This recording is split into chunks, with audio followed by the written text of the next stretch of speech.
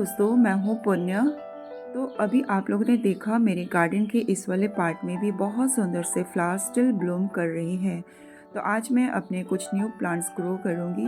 First जिसको मैं grow करूँगी उसके लिए 1 पार्ट मैंने गार्डन सॉइल लिया है, 1 पार्ट कोकोपीट का लिया है और 1 पार्ट राइस हस्क को लिया है। साथ में 1 पार्ट मैं वर्मी कंपोस्ट को ले रही हूँ और थोड़ी सी इसमें मैं 1 स्पून फंगीसाइड को यूज़ कर रही हूँ।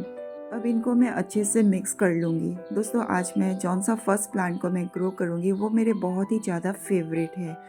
देखते हैं इस प्लांटर में, ब्लू वाले प्लांटर में मैं क्या ग्रो करती हूँ। इसमें मैं ग्रो करूँगी हमारा बहुत ही सुंदर इंडोर प्लांट। ये है स्ट्रिंग ऑफ बनाना। बहुत ही सुंदर हमारा परमानेंट प्लांट है जो इंडोर चलता है।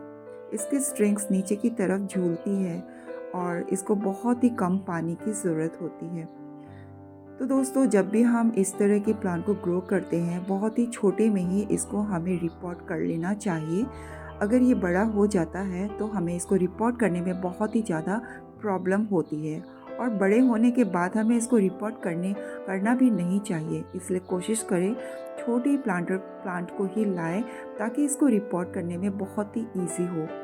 मैंने इसको पलट के देखा, इसमें जिस तरह की मिट्टी बनी हुई है मीन्स ज़्यादातर इसमें कोकोपीट को ही यूज़ किया है, इसीलिए उसके नेचर को देखते हुए मैंने सेम उसी की तरह ही मैंने सॉइल मिक्सिंग रेडी की है। अब देखिए ये लग चुका है। कुछ दिनों के बाद ये बहुत सुंदर से फैलेगा। इसको मैं हैंग करूँगी। इस तरह के प्लांट को हैंग करने से ही बहुत अच्छे से ये इनकी जो स्ट्रिंग्स नीचे की तरफ लटकती है। इसको अगर हम थोड़े से ब्राइट लाइट में रखते हैं तो इसके जो कलर्स होते हैं थोड़ी सी पर्पल शेड में आ जाती है। अब मैं थोड़े से पानी में 1 स्पून फंगीसाइड को मिक्स करके इसको ऊपर से पानी डाल दूंगी। आप दोस्तों जब भी इसमें वाटरिंग करें बहुत ही ध्यान से करें, जब मिट्टी सूख जाए तभी करें। अब मैं दूसरे प्लांट को ग्रो करने के लिए भी मैंने सॉइल मिक्सिंग रेडी कर ली है। 1 भाग गार्डन सॉइल, 1 भाग वर्मी कंपोस्ट, 1 भाग राइस हस्क का मैंने लिया है। अब देखिए इस वाइट बिग प्लांटर में मैं क्या ग्रो करती हूँ और ये रहा एरेंथमम लैक्सीफ्लोरम का प्लांट। कितना सुंदर ब्लूमिंग करने वाला प्लांट है। दोस्तों, ये देखा गया है पूरे साल भर मतलब 12 महीने ये फूलों से ही लदा रहता है। फूलों की कमी इसमें बिल्कुल नहीं होती है। देखिए ये छोटे से प्लांट में कितने सारे बर्ड्स और कितने सारे फ्लावर्स अभी से ही स्टार्ट हो गए हैं ब्लूमिंग करने के लिए। तो इस वाले प्लांट की मुझे बहुत ही कई दिनों से तलाश थी। लकीली मैं जब कल गई थी नर्सरी में मुझे ये दिखा और मैं झटपट लेकर आ गई। ये इन आउटडोर चलता है दोस्तों। आउटडोर का मतलब ये नहीं कि पूरा दिन इसको धूप में ही रखे रहे, बस इसको मॉर्निंग की सनलाइट इसको मिल जाए उतना ही काफ़ी है। दोपहर के बाद वाली सनलाइट इससे बर्दाश्त नहीं होती है, इसीलिए या तो आप इसको ब्राइट लाइट में रखें या तो ऐसी जगह रखें जहाँ पर सुबह की इसकी धूप अच्छे से मिल सके। इतनी सनलाइट इसके लिए काफ़ी है। मेरा तो ये जो स्टेयर्स है उसके जस्ट नीचे ही इसको मैं रखूँगी। बहुत ही सुंदर प्लांट जो मुझे अब ये मिल गया है। मेरे गार्डन में एक नया मेहमान आ चुका है और आप लोग भी इसको ज़रूर लगाना अगर आप लोगों को कहीं से मिल जाता है। ऊपर की जो मिट्टी थी बहुत ही टाइट थी, उसको मैंने खुरपी से ढीली कर दी ताकि ये मेरी जो सॉइल है उसमें अच्छे से घुल मिल जाए। और इसका जो परचेसिंग रेट है 120 में मैं इसको लाई। मुझे लग रहा है मैं बिल्कुल भी लॉस में नहीं गई क्योंकि ये एक परमानेंट फ्लावरिंग करने वाला प्लांट है। अब देखते हैं इन 6 इंच के जो ये पॉट है इनमें मैं क्या ग्रो करती हूँ। दोस्तों, विंटर में तो हमारे पास बहुत सारे फ्लावरिंग करते हुए प्लांट के ऑप्शन होते हैं, मन चाहा हम लगा सकते हैं, मगर समर में बड़ी मुश्किल होती है। कुछ ही सिलेक्टेड ऐसे फ्लावरिंग प्लांट होते हैं जिनको हम ग्रो कर सकते हैं। यहाँ पर जो बड़ा सा आप लोगों को प्लांट दिख रहा है ये दोस्तों ये टिकोमा का, इसमें पर्पल कलर के फ्लावर्स आते हैं। लास्ट मंथ ही इसको मैंने प्रूनिंग कर दी थी। प्रूनिंग करने के बाद ही इसकी बहुत अच्छी ग्रोथ हो गई है। ये जो आप देख रहे हैं जीनिया के फ्लावर प्लांट है, ये इनको मैंने विंटर में ग्रो किया था। बहुत अच्छी अभी भी फ्लावरिंग कर रहे हैं।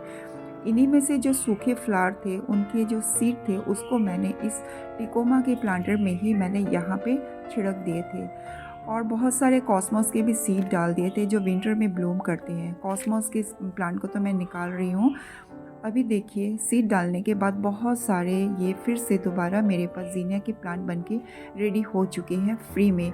मुझे नर्सरी जाने की भी ज़रूरत नहीं हुई, अपने ही प्लांट से उनके सूखे फूलों को यहाँ पर छिड़क दिया और फिर से ढेरों सारे प्लांट बन के रेडी हो गए। ज़ीनिया के जो फ्लावर प्लांट होते हैं ये भी साल भर चलते रहते हैं, मगर एक प्लांट कुछ महीने चलने के बाद जैसे ही लगता है कि ये प्लांट और ज़्यादा दिन नहीं चलेंगे, तो उनके सूखे फूलों को हमें कहीं पे भी डाल देना चाहिए। फिर से दोबारा ये फिर से प्लांट बन के रेडी हो जाता है। ऐसे ही ये कंटिन्यू चलते रहते हैं। विंटर में भी मुझे बहुत अच्छे फ्लावर दिए, अभी समर में भी यही फ्लावर्स मुझे फिर से अपने गमलों में दिखाई देंगे और बहुत ही लंबे समय तक फुल समर ये चलते रहेंगे। एक बार हमने विंटर में इन पर 5-5 रुपए की सैपलिंग लाकर थोड़ा सा इन्वेस्ट किया और समर में देखिए फिर से दोबारा फ्री में बहुत सारे ये जो ज़ीनिया के प्लांट बन के रेडी हो चुके हैं। अब दोस्तों अब मैं ग्रो करूँगी ये समर में ब्लूम करने वाले बहुत ही सुंदर डे लिली के प्लांट। इसमें ऑरेंज एंड थोड़े से येलो मल्टी कलर के फ्लावर्स आते हैं। ये मेरे 3 साल से ये प्लांट चल रहे हैं। हर साल इनकी रिपोर्टिंग करनी पड़ती है। अगर इनको ऐसे ही रख देंगे तो ये जो गमला है बहुत ही ज़्यादा टाइट हो जाएगा और उतने अच्छे फ्लावर्स नहीं आएंगे, क्योंकि इनकी मिट्टी अब टाइट हो चुकी है। इनको दोबारा रिपोर्ट करना बहुत ज़रूरी है। और ये जो प्लांट है दोस्तों, इनकी जो राइजोम होती है उन्हीं को हम डिवाइड कर करके न्यू प्लांट्स बना सकते हैं। तो मैंने इसको पलट के निकाला, क्योंकि देखिए इनकी रूट्स कितनी बुरी तरह से फैल चुकी है, मिट्टी बहुत ज़्यादा टाइट हो चुकी है। अगर इस कंडीशन में हम इसको छोड़ देते हैं तो हमारे जो प्लांट है अच्छे ग्रो नहीं करेंगे, मे बी इस साल अच्छे फ्लावर्स नहीं आएंगे। तो इसको मैं ठोक ठोक कर इनकी मिट्टी को हटा रही हूँ। बहुत ही मुश्किल हो रहा था। पहले मैं सोच रही थी करके कि सभी जितने ही राइजोम हैं उनको अलग अलग सेपरेट करके इनकी रूट को इस तरह प्रूनिंग करके दोबारा मैं लगाऊँ, क्योंकि लास्ट ईयर मैंने ऐसे ही किया था। अब देख रही हूँ मेरे इनमें डबल प्लांट्स, मतलब जितने लगाए थे उससे मेरे दुगने प्लांट्स बन के रेडी हो गए हैं। तो इसीलिए मैंने सोचा ऐसे ही इनकी साइड साइड से अच्छे से इनकी रूट प्रूनिंग कर देती हूँ। देखिए इसकी जो बॉल थी उसको मैंने रूट को छाट कर इतना छोटा सा उसके बॉल को बना दिया है, ताकि ये गमले में फिर से अच्छे से फिट हो जाए। और इसी मिट्टी में दोबारा ग्रो करने के लिए इस मिट्टी को थोड़ा सा मैं छान रही हूँ। जितनी भी इसकी पतली पतली रूट्स हैं ऊपर को आ चुकी है और इनको मैं हटा दूँगी। इस तरह से हम दोबारा इनके सॉइल को दोबारा हम यूज़ कर सकते हैं। आधा हिस्सा इसमें मैंने गोबर की खाद को डालकर फिर से इसको मैंने इसी मिट्टी को रिचार्ज कर लिया है।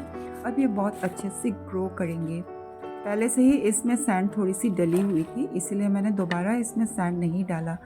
दोस्तों ये 12 इंच से भी बड़े साइज़ का गमला है, और जब भी हम डे लिली के प्लांट्स को लगाते हैं तो कोशिश करें बड़े से बड़े प्लांटर में ही उसको लगाएं, क्योंकि बहुत जल्दी इनकी राइजोम्स मतलब मल्टीप्लाई होती रहती है और बहुत जल्दी ये जो पूरा प्लांटर है कब भर जाता है आप लोगों को पता भी नहीं लगेगा। बस इसमें मैंने मिट्टी डाल दिया है, न्यू मिट्टी डाल दिया है। अब इसकी ग्रोथ बहुत अच्छी चलेगी और कुछ मतलब दिनों, मतलब 1 महीने के बाद इसमें बहुत सुंदर आप लोगों को फ्लावर्स दिखने के लिए मिलेंगे। गर्मियों में ग्रो होने वाला ये परमानेंट जो प्लांट है, सर्दी में पूरा ये सूख जाता है, बस थोड़ी थोड़ी लीव्स रह जाती है, मगर गर्मी में इसमें ज़बरदस्त फ्लावरिंग होती है। फुल सनलाइट में इसको रखना पड़ता है, अगर शेड में रखेंगे बिल्कुल भी इसमें फ्लावर्स नहीं आएंगे। इसीलिए कोशिश करना है पूरे दिन की सनलाइट में ही इसको रखा जाए, तो बहुत अच्छे इसमें फ्लावर्स आएंगी। तो दोस्तों आज का मेरा काम पूरा हो चुका है। आज की जो मेरी मेहनत है आप लोगों को कैसी लगी ज़रूर कमेंट के थ्रू बताना।